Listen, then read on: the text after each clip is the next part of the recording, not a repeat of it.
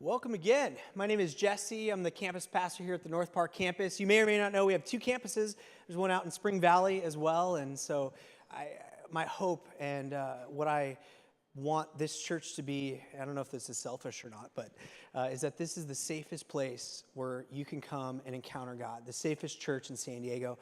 And we're working towards that. And so if you're new, I hope you feel that way, not judged, and just where we can come and the topic on the table today is a little bit heavy.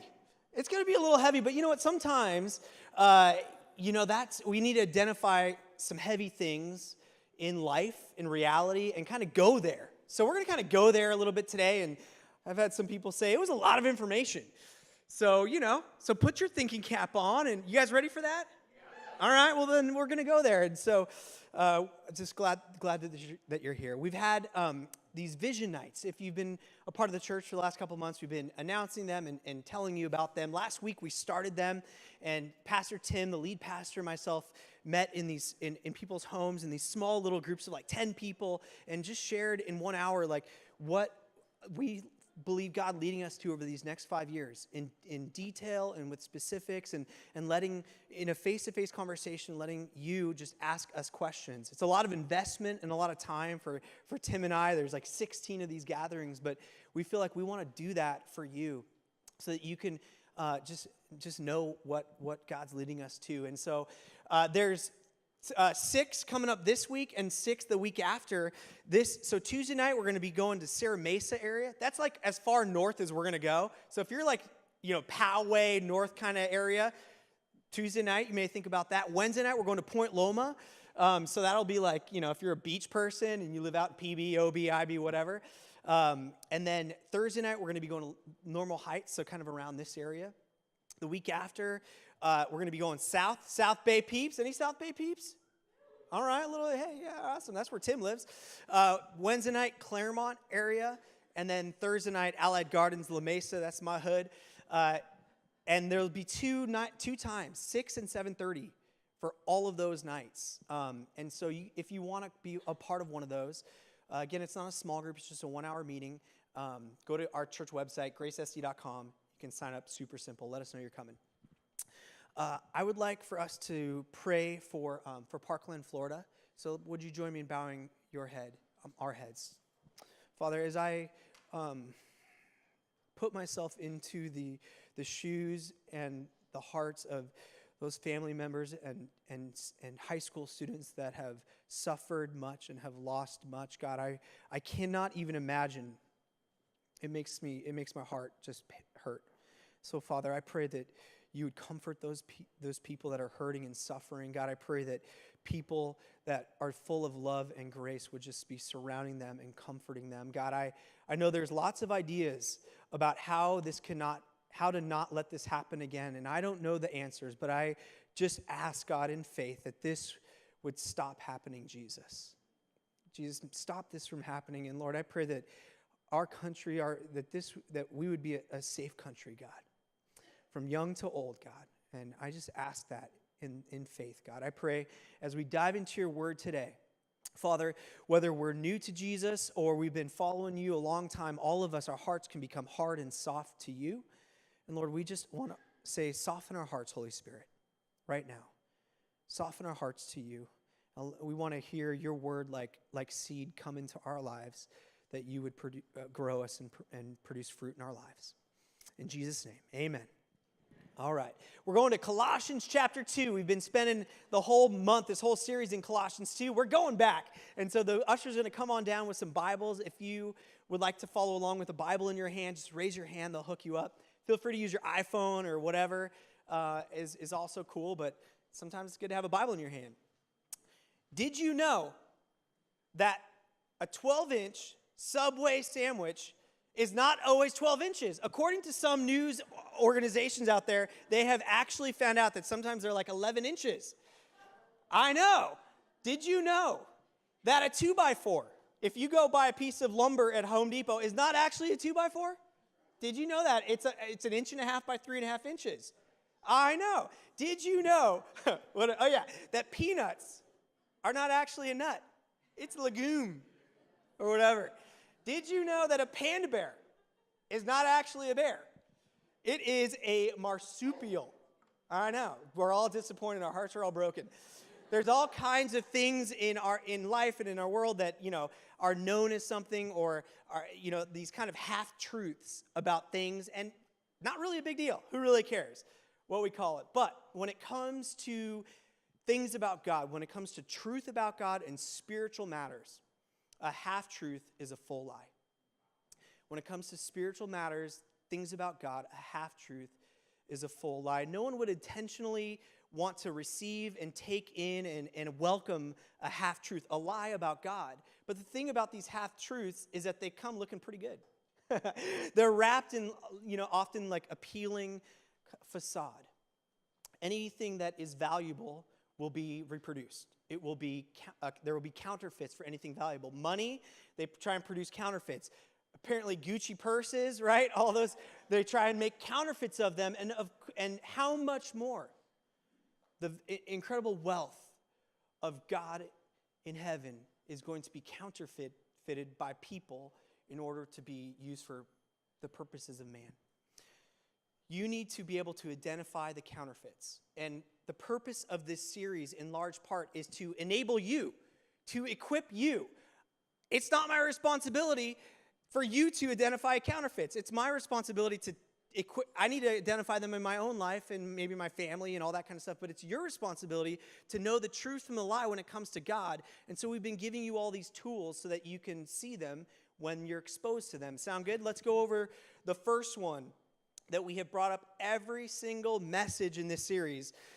It is bite control. And because this is the fourth Sunday we're talking about it, I want you to tell me what it represents. It's an acronym about ways that cult and pre-cultic churches operate.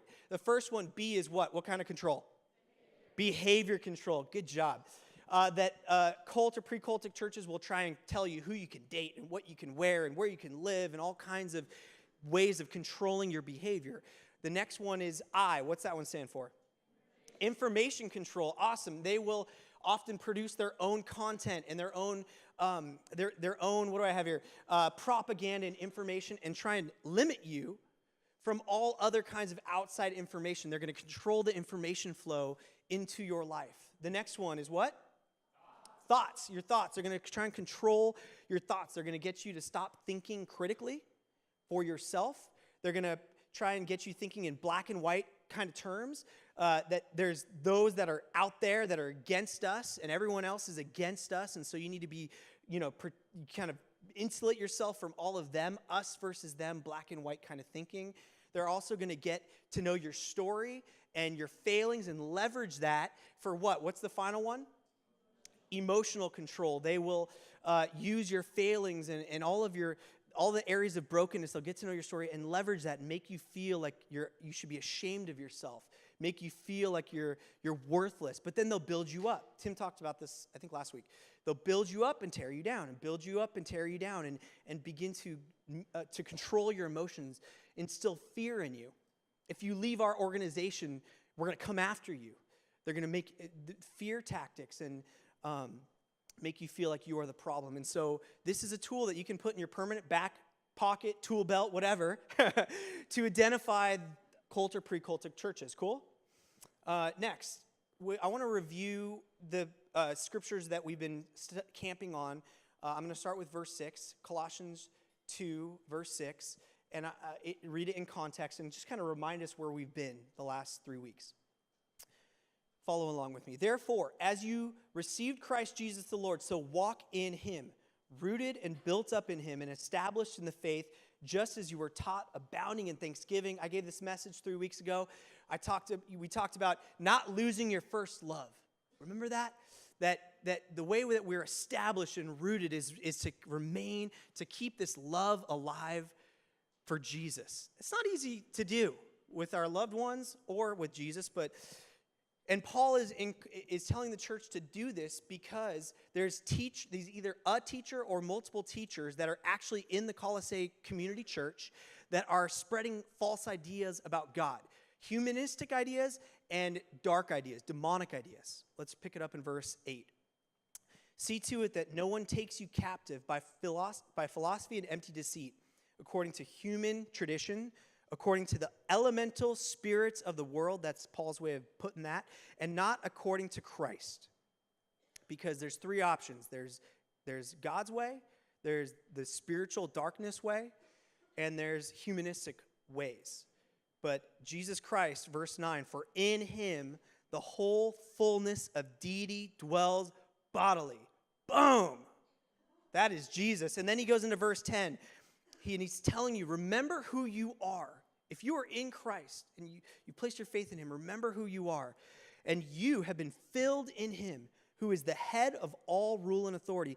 In him you were circumcised with a circumcision not made without hands, by putting off the body of the flesh by the circumcision of Christ, having been buried with him in baptism. This doesn't have to do with water. The circumcision doesn't have to do with scissors, thank God. In which you were also raised. Sorry, I didn't do that. It's 11 o'clock.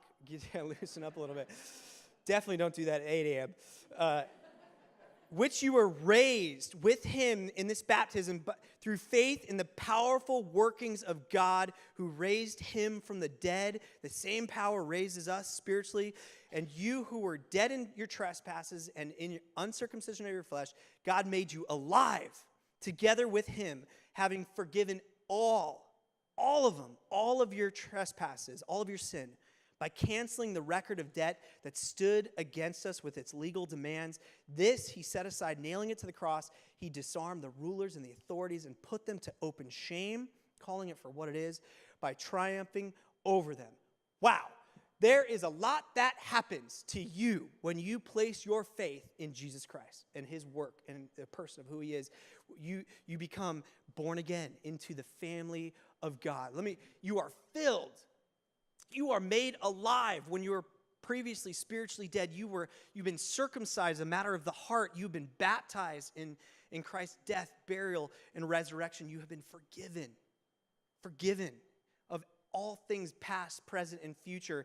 And the debt has been paid. Scott talked about tetelestai, that on the cross, the debt was paid in full. Because that is who you are, the treasure that God has given you, the award that you have. Tim talked about these two verses last week. Therefore, because of all that, let no one pass judgment on you in questions of food and drink, or with regard to a festival or a new moon or a Sabbath. These are a shadow of things to come, but the substance, the good stuff, belongs to Christ. Tim talked about, don't let these spiritual bullies judge you and make you feel like you are less than or inadequate. And today, we're going to camp on 18 and 19. Don't let anyone disqualify you through these multiple kinds of deceptions by making you feel like you're not good enough. Verse 18, let no one disqualify you, insisting on asceticism and worship of angels, going on in detail about visions. We'll get into all that. So the Greek word, this was originally written in Greek language, Koine Greek, common Greek. The word disqualify is katabreo, which means to be declared unfit by a sports official. It's like a person convincing you that you don't have all of those benefits in Christ. They're trying to convince you that you have to do more in order to get them. You don't actually have the reward.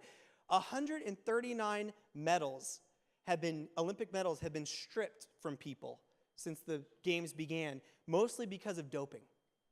Imagine you are Shaun White and you just busted it out, and I love snowboarding, and so you just got your third gold medal because you put your life at risk throwing yourself around and spin on that half pipe, and you deserve that gold medal, and they put it around your neck, and then these judges come to you and they say, nope, we found out that you were doping. You need to give that medal back. And you're like, what? I have not broken a single rule. I deserve that medal. And they're like, no, we know that you've done it. And you're like, did I? I don't know. Maybe I did. They're trying to convince you that you haven't earned you haven't received this medal, this honor, this treasure. These false teachers are insisting that the Colossian church need to do certain things, or they will be disqualified.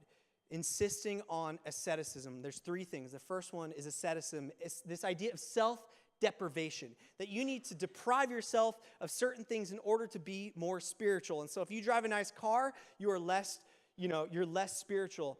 If you want to go on a vacation, you can't go on a vacation. Are you kidding me? You have to suffer for Jesus. That's what you have to do. And they would take it, I know, it's almost laughable, but I hear about this stuff in churches, and I'm not kidding you, that these ideas are out there. That the line of thought continues on that physical matter, that our bodies are evil, and so you need to shun your physical body and all of its physical satisfactions. And so romance and intimacy, especially in a marriage relationship, you can't have it. Bummer. Abstinence. If you want to be spiritual, you got to be abstinent. You can't enjoy nice food. With all the food trucks and the bomb restaurants in North Park and San Diego, I couldn't do it. I'd have to walk away. Because I am a sauce man. That was one of the first things that my wife noticed about me when we went on our first date. I had my barbecue pulled pork sandwich and my ranch dressing, and it was like hand in hand. I love big flavor. But no, you can't appreciate all of that big flavor. You have to eat prison food, bread and water if you want to be spiritual. This idea of asceticism. The Pharisees, these religious leaders in Jesus' day, they would actually fast, and they would they would disfigure their faces so that other people would think, oh, wow, look how spiritual they are, and kind of give them a few notches on their belt, and they would think that they're so spiritual. Now, when it comes to spiritual disciplines and fasting and prayer and silence and solitude before God, the purpose of all of that is not to get notches on our belt or to make ourselves feel more spiritual. They are for the sole purpose of intimacy with our Father in heaven. And if they're not doing that, then pick a different one that works for you. Asceticism and self-deprivation to be more spiritual is a lie. Let's go on. And they're also insisting that you need to worship angels. Who on their right mind would want to worship an angel? Well, this is the line of reasoning with Gnostics, who Tim talked about last week. They believe that they have this special insider knowledge. And they believe that because physical body, the matter is evil, and Jesus had a body, he was inferior to the angels, who were spiritual beings but without a body. And so you need to worship the angels. Hebrews 1, just to throw this out there in case you were wondering, clarifies that Jesus is superior to the angels in every way. Amen. You need to be careful, and we need to be careful about who it is, about what we allow, what we welcome into our lives. We need to be careful about what we welcome into our lives and the kind of influences that we're welcoming into our lives. Because dark forces and the demonic world, and we're talking about angels, if you choose to believe that the Bible is true, you can't get away from the fact that there are angels and demons. Now, I don't see angels and demons behind every bush, overly do it, but spiritualize everything. But then on the other hand, you can't pretend it's not there. There needs to be a healthy balance to this. And let me tell you one thing a demon's not going to do. Come with pitchfork and horns and try and freak you out. It's going to come looking really nice, looking really good, trying to woo you in a half-truth and begin to lure you in. And what that will do, it will darken your mind. It will darken your mind and callous your heart to God. You see, an angel will never receive your worship. They're too busy doing the work of God. They're messengers. They're too busy worshiping God, and they will point your worship to Jesus alone. And all of our worship is very Jesus-centered. It should be only Jesus-centered worship. And I love the way that Lewis puts it in Screw Tape Letters. Awesome book. It's basically how Screw Tape is mentoring Wormwood. It's like demonic discipleship. He's coaching Wormwood in how to destroy this person's life. And he says this, Screwtape says this to Wormwood: all extremes, except extreme devotion to the enemy, are to be encouraged. It's funny to read a book referring to the enemy as God. You have to kind of put yourself in that. But all extremes, except extreme devotion to the enemy, are to be encouraged. Tell them to do whatever they want. It doesn't matter what they're committed to. Church, awesome. All kinds of stuff. It doesn't matter. As long as it's not Jesus, good. We're going to move on because that's all I got. But it's a good book. So don't worship angels.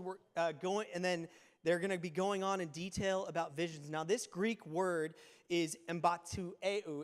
It's like hard to translate and really give it justice. So I'm going to read a commentary that Tim and I found that we think nails it. This word was found on a series of inscriptions found near Ephesus, which has clarified the meaning of the word. It denoted the higher stage of mystery cult initiation, that keyword, initiation, that involved entering into the innermost courts, sanctuary of the pagan temple. So there's these pagan temples in Ephesus, and pagan is another word for just things other than God, the true and living God. So it can be humanistic, human ideas. It can be spiritually dark, so kind of demonic ideas, occultic kind of ideas, all wrapped up in that word. But they found these inscriptions in this temple, these temples, there's this inner special place. And you have to go through initiation. If I go very much further, I'm going to be in the drum closure.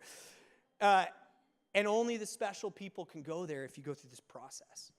I brought my wife is playing the piano. She's awesome. And so my kids were all here at 7 a.m. driving me nuts. But I brought Bennett up he just wanted to see what's upstairs back behind there. Want to know what's back behind here? It's nasty. We remodeled this space. We didn't put a single dollar back there. Paint's falling off the walls. It's like there's nothing special back there. There's like a baptism tank right there. You know what's in that old school baptism tank? Some speaker amps that are playing all the music. There is none of this stuff is sacred. You want to know what is sacred? The special place? It's right here. It's in my heart. It's in your heart. You are the sacred place. You are the special place that God resides or wants desperately to reside. The commentary goes on, this false teacher that is influencing the Colossian church may be basing part of his teachings on spiritual experiences gained from pagan ritual initiation. Everybody say with me the word syncretism. Syncretism. It basically means these extra biblical ideas. Maybe it's objects, physical objects, or these ideas about God that are false, and trying to marry them with Christian thought and Christian within church ideas. And I want to just be gentle, and I want to say this in the most safe, loving kind of way. But there may be objects or ideas or rituals that you're participating in that if you were to take a second, just step back and just objectively look at them. What are the roots, their historical roots? What are the meanings behind the ideas of those things? And I'm not trying to control you. I'm not trying to tell you what to do. I'm trying to be like a spiritual guide with you to help this discerning process. Do you have it? That's right. Do you have those things in your home or in your life that you don't need to be there, that are a barrier to Jesus, that maybe you just need to put in the trash can and let them go because they're connected to darkness? There's no initiation. There's no secret order. There's no secret handshake at Grace Church. I usually try and shake people's hands and mess it up. And I'm like, try and pat them on the back, and it's awkward.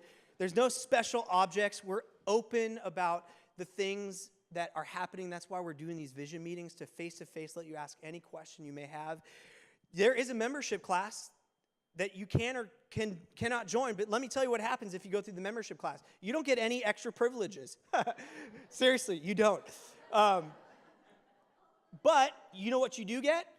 You get to know our biblical doctrinal basis. You get to know the mission, the vision. You get to know how our structures are set up and the elders and all that kind of stuff. And you get to take a spiritual gift test and learn your spiritual gifts. And you get to learn some spiritual rhythms in your life to feed yourself and know how to plug in so you can be a fully engaged member at this church. But you can do all of that without even going to the membership class. There's two traditions that we kind of have at this church. One of them is communion.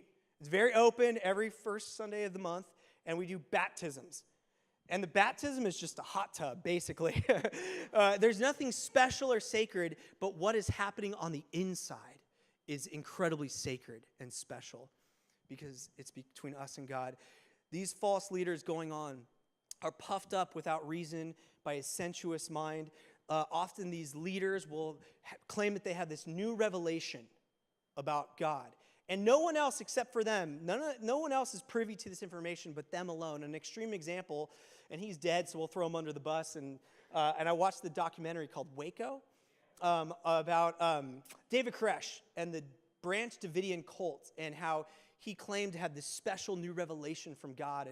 And man, you begin to see his sensuous mind going off the deep end with, it's the Greek word sarx for fleshly kind of mind, and it gets bizarre. And the big idea here is that if there, and I'm identifying him by name, and I'm not identifying other things out there. It's up to you to discern that. But there are currently leaders and quote-unquote prophets that claim new revelation about God. And I would say run, because the only revelation that God has given us is in his word. And you can spend the rest of your life and never get to the bottom of that revelation. As deep as God goes. There is no bottom. God has given us his word. I used to spend 7 years full-time staff, basically being a college pastor at UCSD, working for InterVarsity Christian Fellowship. And we would take the students to Catalina Island for spring break. Tell me if this sounds like a fun spring break. Put yourself back when you were a college student or that time in your life.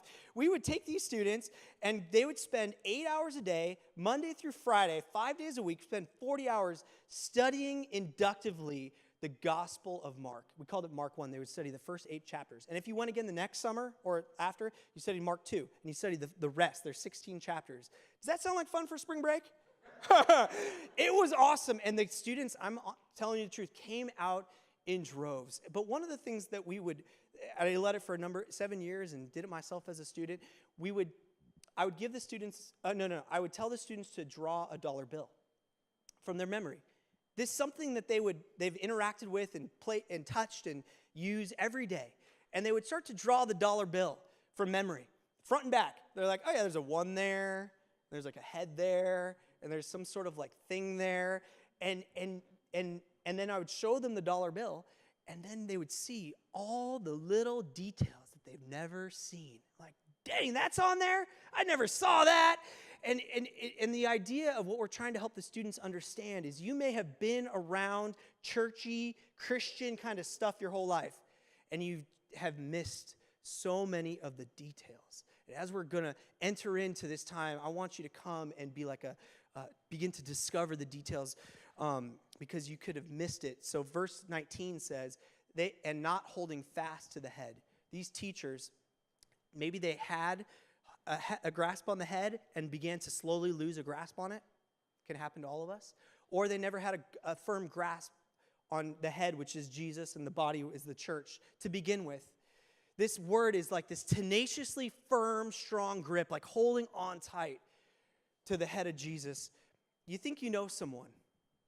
You think you know someone. And you're like, dang, they look good.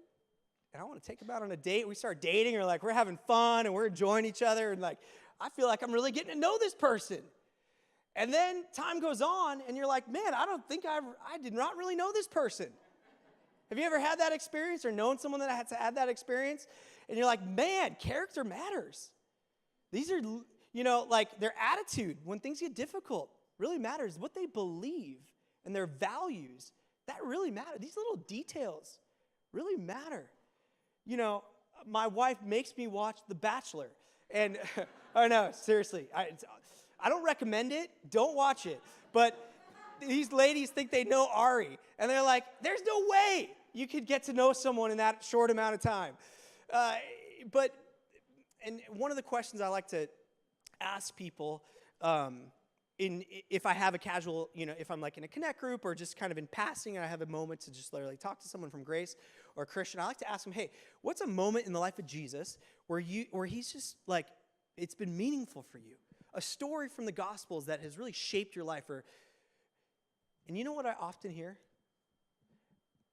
There's like this moment some story teaching that I remember, and you think you know somebody. But then you realize, man, I don't really know that person. The Gospels are the only authoritative information that we have about Jesus. And we've sung thousands of worship songs, and we say we follow him as Lord and Savior of our lives. But man, do we know the details of his story and of his life, and just let it begin to soak into our bones and our soul and our spirit. I want to give you 3 ways that you can hold fast, practical ways to hold fast to the head. You ready? Way number 1 is let the gospel writers inform your image of Jesus. I encourage you to read the gospels with fresh eyes. Don't bring in your preconceived ideas, but come letting the gospel writers shape the way that you see Jesus. Come in like a detective. Those details that Mark puts in there, though every word, every detail is connected to something else. It's like this beautiful tapestry woven together. You can study the Gospel of Mark alone for the rest of your life and see how it's connected, and you'll never get to the bottom of it. That one alone. It is incredible. It's incredible. I encourage you to get an ESV study Bible. You got one of those? It's like the History Channel. The bottom half is telling you all that stuff. You're like, what does that mean? It tells you right there. That's helpful. Let the gospel writers inform your image of Jesus. Number 2, to hold fast to the head. Put yourself in the story. Put yourself in the story. Have you ever imagined what it would be like to be the demoniac? He is alone. He is overwhelmed by evil and darkness that is inside of his heart. He is literally chained down. I've never been chained down, but I've felt chained to things before. And he is cutting himself with rocks. It says that. And he is naked and just a mess.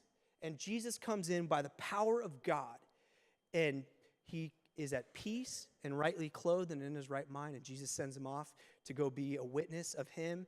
Have you ever sat in the moment of the story of the paralytic and imagine what it would be like to have 4 friends like that? I want to be a friend like that. They pick him up, and they're like, we need to get you to Jesus. And they get to Peter's house, and it's so crowded because there's so many people. They say, oh, man, I'm sorry. Maybe next time. No. If you know the story, what do? They get up on top of the roof, dig a hole in the roof, and drop their friend down to the feet of Jesus in front of the entire crowd. You want friends like, I want to be a friend like that. And Jesus says, what the heck are you doing? I'm in the middle of preaching a sermon. And Jesus said, it says, look at, you'll go, Mark 2, go find out. He saw their faith. What did he see? He saw their faith. What did he see? He saw so much goodness. Have you ever sat in the moment of the Syrophoenician woman? Man, Jesus had his hard teaching to her. He spoke in a parabolic kind of way, and she is one of the only people that responded. She got the parable and responded parabolically back to him, and it blew Jesus' mind. And he's like, dang, girl, your faith is amazing. Seriously, he wasn't going to do it for her, but he does it for her. And it's the faith of the Syrophoenician woman. Have you ever sat in that moment with that story? And I can go on and on, identifying with the religious, the Pharisees, the passionate for God that go bad. All of us have that hypocrisy in us. I haven't even talked about the disciples. Put yourself in the story. Number 3, read with specific questions in mind. Read the Gospels with specific questions in mind. Let me give you a few. How did Jesus lead? You want to lead? Want to be a leader? How did Jesus do it? To me, leadership and disciple making, 2 sides of the same coin. How did Jesus communicate? He asked questions. He told stories. I mean, he got into people's worlds, incarnated their lives. What moved Jesus to anger? Do you know what angered and grieved the heart of Jesus? Do you know what brought him joy? He was in touch with his emotions and let appropriate things give him appropriate anger and joy. How did Jesus interact with his Father in heaven? The Gospel of John paints a beautiful picture of that. What justice issues did Jesus stand for? And what do we need to stand for when it comes to injustice in this world? How did Jesus love difficult people? Because, man, we all need a lesson in that, huh? 3 ways. I hope that's helpful. The second thing to this growth process is to be connected. From the whole body, nourished and knit together through its joints and ligaments, grows with the growth that is from God, not from us. The body, again, is us. If you are a believer in Jesus, you're a part of the body of Christ. And if you're not, I'm going to give you an opportunity to be one in just a few minutes. And if you're just still seeking out Jesus, that's awesome as well. But you cannot grow without the body. There are people out there that do believe that you can grow just you and Jesus. You got this thing, but you don't need to be a part of the body. And according to Paul and according to Scripture, you can only grow this beautiful image of being connected to the body. we are meant to be knit together. Now, this is hard, right? It's especially, I don't know if it's especially hard, but I feel like it's especially hard for guys. Can I get an amen, guys? All right, let's confess. It may be hard for women too, but I know as introverts, it's hard to get connected. It's hard to put yourself out there. And what I have in my notes is not very soft. It's just, I basically have get over it. I understand that it is hard to get integrated and to get connected, but do you want to grow? And are you serious about wanting to become a man, woman of God? Then we'll fancy it up a little bit. Take that fear and let your faith overcome that fear and get connected. 2 ways to do that. Number 1, be a disciple and make a disciple.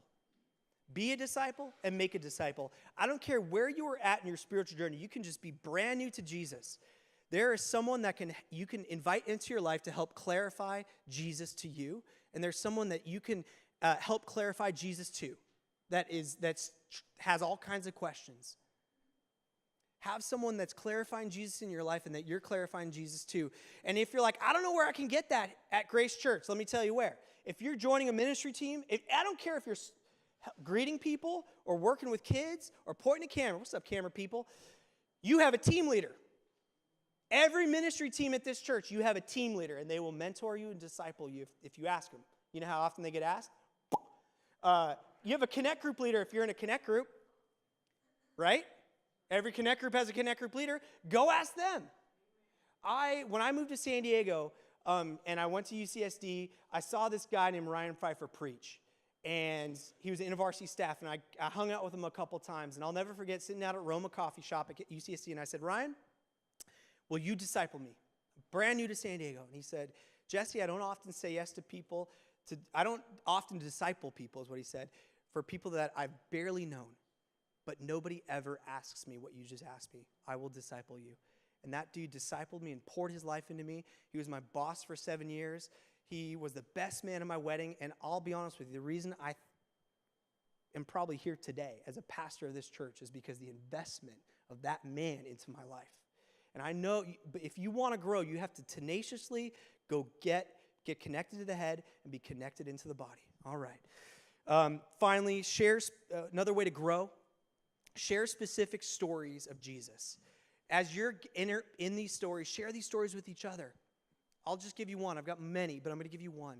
John 21, the restoration of Peter. Peter has failed. He feels like he probably should not be a leader for Jesus. Jesus enters in to his heart, restores him of the skeletons in his closet, and calls him to the mission that Jesus called him to in Luke chapter 5. Have you ever sat in that moment, and can you share the details of that story with somebody in a way where they're getting connected to the head? And you're talking about how it's impacted your life, and this growth is just happening. And it ain't you doing it. It's God in you that's producing this growth. It's incredible how God does it. Be a disciple, make a disciple, share stories about Jesus. Are you ready for the real thing?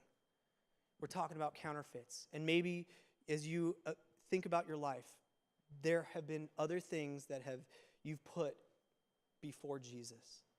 And right now, God is opening up your heart, and his Spirit is just helping you see that Jesus is God, that he is the Son of God, and you want him to be the Lord of your life, and you're going to put him first. You want to put him first, and that's an honest thing.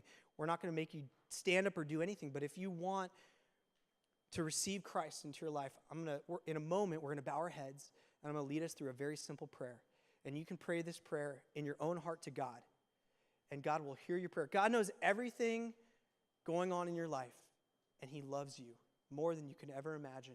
There's nothing too big in your life that God cannot forgive. He loves you.